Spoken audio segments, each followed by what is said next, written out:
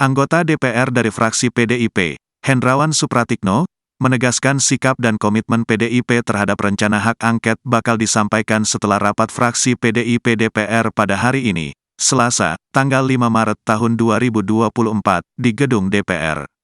Besok baru tahu setelah rapat pimpinan fraksi, kata Hendrawan, Senin, tanggal 4 Maret tahun 2024, dikutip dari Kompas.com.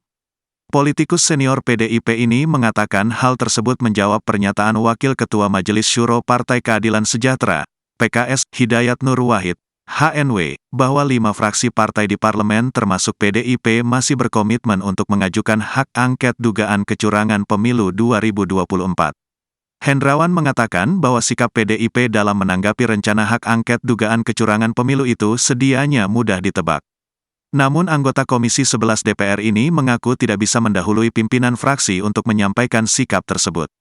Arahnya mudah ditebak, tapi tidak boleh mendahului pimpinan, jelasnya.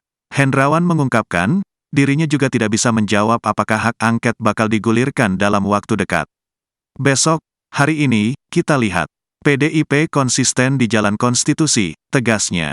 Sebelumnya, Wakil Ketua Majelis Syuro Partai Keadilan Sejahtera, PKS, Hidayat Nur Wahid mengklaim 5 fraksi di DPR solid mendukung wacana hak angket untuk menyelidiki dugaan kecurangan pemilu 2024.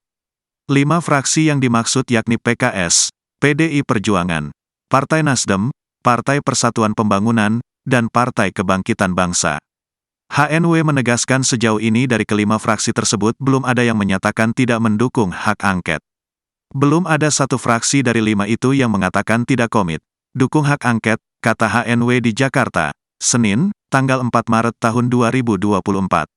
Apalagi, kata dia, 5 pimpinan fraksi tersebut sudah menyatakan solid mendukung hak angket.